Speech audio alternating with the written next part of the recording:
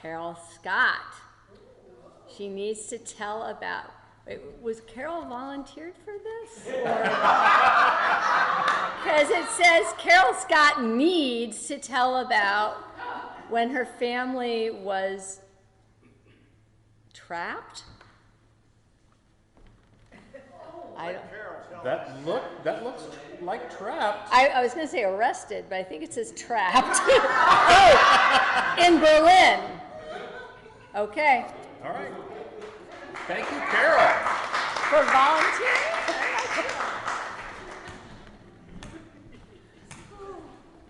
My goodness, well, you can get sweaty palms real quickly here. Okay.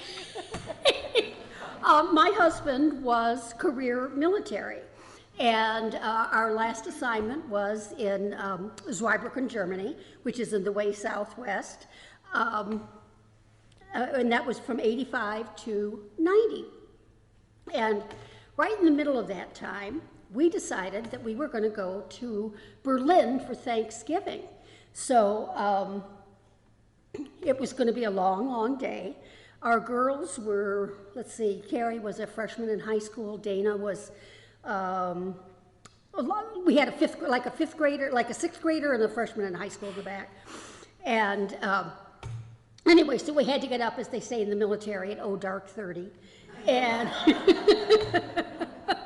and we drove to the, and I can't remember what the name of it is now, but it was only one place where you could cross to drive from Berlin, from West Germany to East Germany.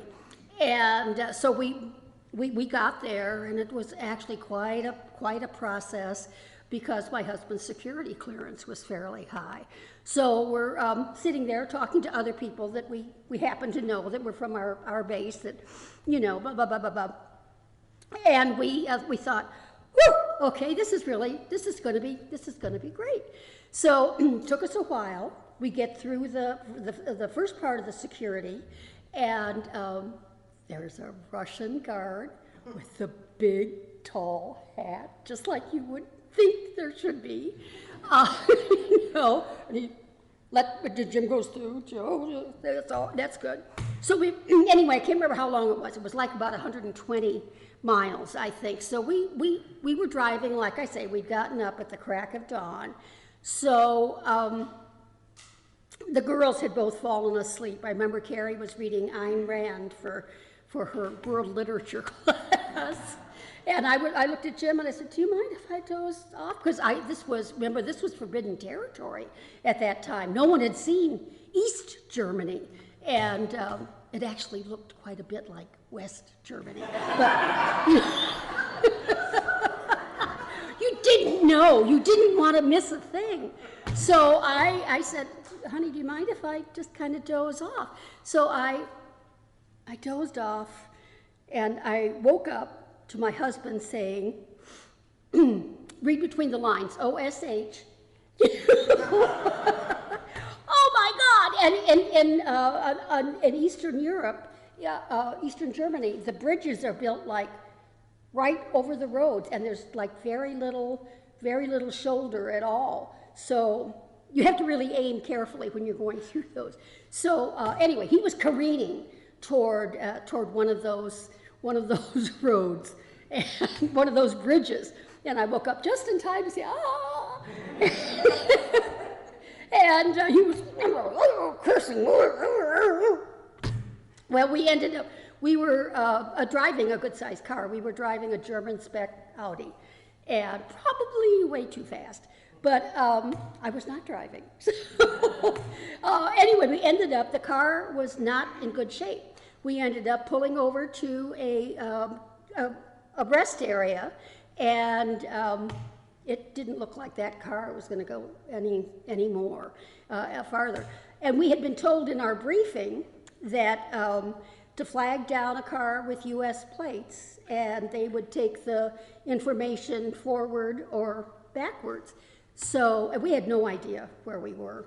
This is, again, pre-cell phones, paper maps. So we sat, and then a car stopped and it was a young airman from Hahn, and he took there was a little form that you had to fill out, and he took that form and took it on into Berlin. So we found out at that point that we were beyond the halfway point, because if we had not gotten to the halfway point, they would have towed us back to the initial one that back to where we entered the Autobahn. So we waited and we waited, and this is, way far north. It's Thanksgiving weekend, so it got dark like at 3:30 in the afternoon, and the girls are kind of falling asleep, and actually they held up very, very well.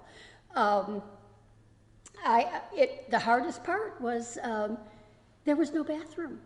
It was awful. There was no bathroom. So we waited and waited, and then it got dark, and finally some German police came, and they're walking around the vehicle like this, and Jim's holding up the sign, whatever it said. I think it said, we need help or something. I don't know. I can't read German. But it was what they told him in the briefing to hand up. Say hand up. So he's holding up this sign, and the police are just walking around the car like this. They finally said, do you have help coming? I think it was, we don't know, because, it wasn't their Thanksgiving, but I'm sure they just wanted to go home and have supper. It was, anyway, so finally we're sitting there. The girls finally kind of lost it. And because I remember in my, being trying to be very reassuring, and I was scared to death myself. Anyway, out of the darkness comes a 2.5-ton truck, driven by a couple of gum-snapping GIs. So they got off and they picked up this Audi like it was nothing and put it on the back of their truck, and we were good. We were good. We were all in this very bouncy truck. So we stopped at the first checkpoint going into Checkpoint Alpha, going into Berlin, and they wanted to question Jim because he was the one with the rank, and he stayed in there for a while, but he came out, and then we were able to go. And finally, we made it across. We made it across to American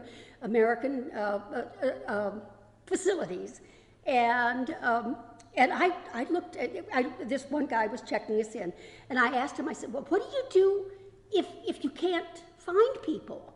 And he said, "Oh, we find them eventually." And I said, "We may have damaged that bridge."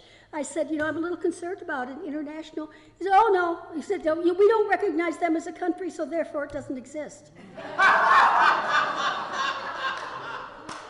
So, anyway, so we, very late at night, we were meeting friends who lived in Stuttgart. And we were meeting them for Thanksgiving. And we thought they'd be worried sick, but they had three teenagers. They weren't, no, they're fine. They just got a little bit held up. And so we went to whatever reservations we had made through the military. We took a taxi there and had pizza for Thanksgiving dinner. Very, very grateful to have pizza for Thanksgiving dinner. And then to get home, we had to take the troop train because we didn't have a car. So, but later on, my husband got a call about, somebody was driving it and had done something, but he was still caught. So that is the story of our Thanksgiving. That was 1989. So, and then I have an addendum to Bruce's story. We were on that Costa Rica trip. Yes. And I was right behind the 12-year-old girl. And my husband, because I think what made us decide to do it was the guide said, he looked at the bus, he goes, "There's nobody on this bus who can't zip line." oh, well, okay. You know? But then the time came to actually do it. The climb was a lot more than I thought it was going to be. And it's, can you really step off? I mean, this is, well, the Becks had just done it, so I guess it was possible. I guess I can do it, you know, and and I can liken this, the only thing I can liken this to is that moment before you step on stage when you think you're going to die. And you have no idea what you've done for the last 6 weeks. You just, you know. Anyway, but it was like that because it was far down. Those were the tops of the trees. It was really, oh, this is a once-in-a-lifetime experience. Okay. So we're going along. Remember that you had a glove for a break? Well, halfway through, I don't know how I did it, but my glove flew off. I have no idea how it did it. So I had no break. So when I got to the end of the zip line, I came crashing in. And then, you know, ever the polite person, excuse me, do you have any more gloves up here? And they said, no, you're going to go with a guide now. So I got to ride a piggyback with a guide for the rest of the 13. Yeah. You know, they were very long. So anyway, that's my sweaty palm story. Thank you.